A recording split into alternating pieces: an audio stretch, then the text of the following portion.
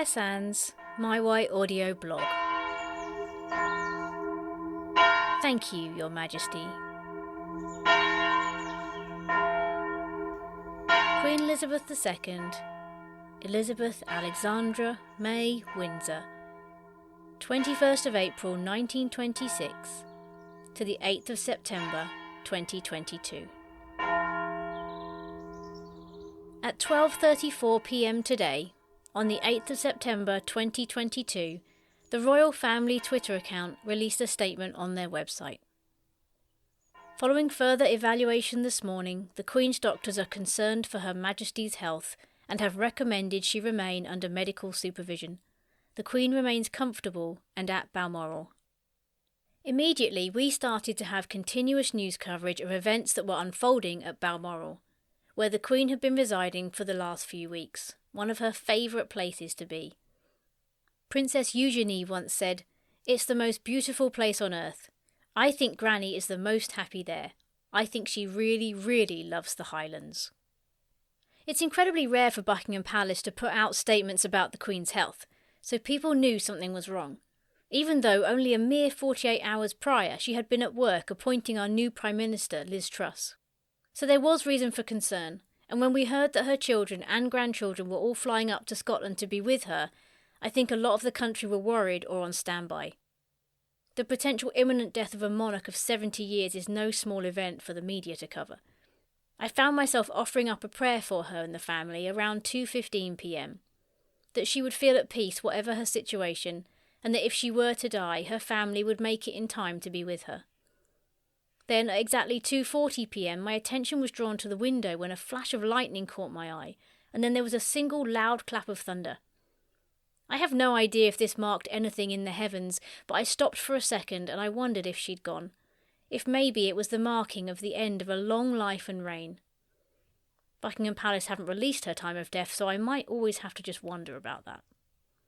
At 6:30 p.m, Chris, myself and a friend were in the car on the way to Pilates. And Chris, in the back seat, who was monitoring Twitter for news, journalists are never switched off, announced that the royal family had tweeted this. A statement from His Majesty the King.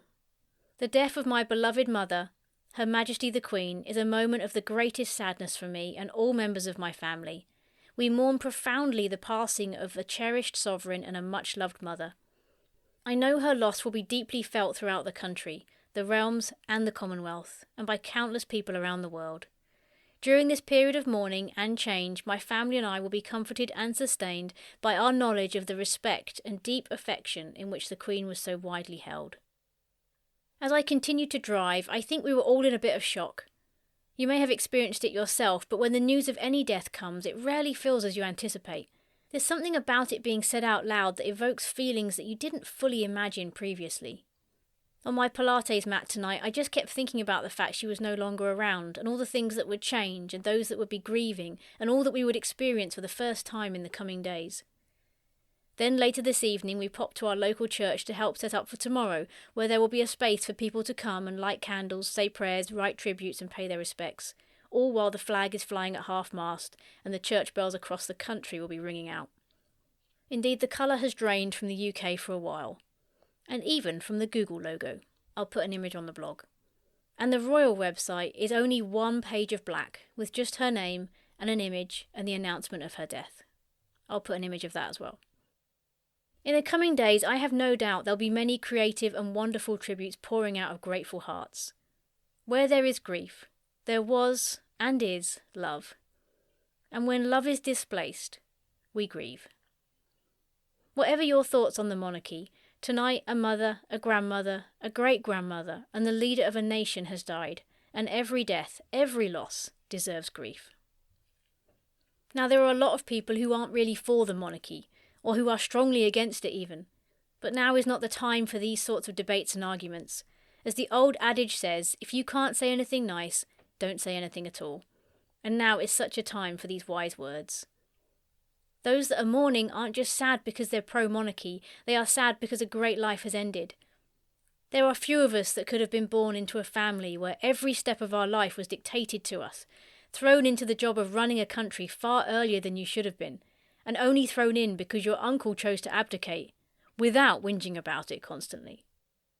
Queen Elizabeth said in her UN speech in 1957, "I know of no single formula for success, but over the years I have observed that some attributes of leadership are universal and are often about finding ways of encouraging people to combine their efforts, their talents, their insights, their enthusiasm and their inspiration to work together." The royal family released 70 facts to mark the Queen's Platinum Jubilee, and here are some of my favourites. She's the longest reigning monarch in British history. She had 15 prime ministers, starting with Winston Churchill. She met 14 presidents of the United States. She met 4 popes. She visited over 100 countries. She carried out over 21,000 engagements in her reign. She sent over 300,000 congratulatory cards to people celebrating their 100th birthdays. She sent over 900,000 messages to couples marking their diamond wedding anniversaries. That's 60 years. She was a committed Christian, quoting, "For me, the life of Jesus Christ is an inspiration and an anchor in my life." She had more than 30 corgis and dorgies. I didn't even know they existed. Most of them all descended from her first corgi, Susan, who she got when she was 18 years old. She was given a black mare in 1969 named Burmese by the Royal Canadian Mounted Police, and it was ridden by the Queen for Trooping of the Colour for 18 consecutive years. She sent her first email in 1976 to the US Secretary of Defense. I didn't even know email existed then. And my absolute favourite fact, that they listed last at number 70. As part of the London 2012 Olympics opening ceremony, secret agent James Bond escorted the Queen from Buckingham Palace to the Olympic Stadium by helicopter before they both parachuted into the event. And you can check that out on Google. We've had the privilege of being under a leader that has not put our country in danger of war, or fear of death, or extreme poverty. One who was devoted to her faith, her people, her husband and her family. She was known as the Servant Queen. And as Chris remarked today, the Servant Queen has just met her King of Kings. By this he meant Jesus, but of course she has also been reunited with her earthly king, even though we call the husbands of queens princes, but that's another story that I actually don't even know. The fact that she has died within 2 years of her beloved Prince Philip is something many people are commenting on as a sign of their bond. And whether that's true or not, it's such a romantic idea that I'm running with it. In 1997, Queen Elizabeth said this of Prince Philip: "He is someone who doesn't take easily to compliments, but he has, quite simply, been my strength and stay all these years. And I, and his whole family, and this and many other countries, owe him a debt greater than he would ever claim, or we shall ever know." And I can still hear her voice in my head as I read these quotes. So our country goes into mourning in a way that most of us have never seen before. We will see a funeral on a scale we have never witnessed. We will have change. There will be many events cancelled, many planned, many tears, many smiles. We have swapped a male Prime Minister for a new female one, and a Queen for a King. And as we all know as listeners to The Silent Why, all change is loss, and all loss must be grieved. Queen Elizabeth II said in September 2011, in a statement about the Twin Towers attack, "But nothing that can be said can begin to take away the anguish and the pain of these moments. Grief is the price we pay for love." And the Duke of Cambridge has said, "My grandmother once said that grief is the price we pay for love.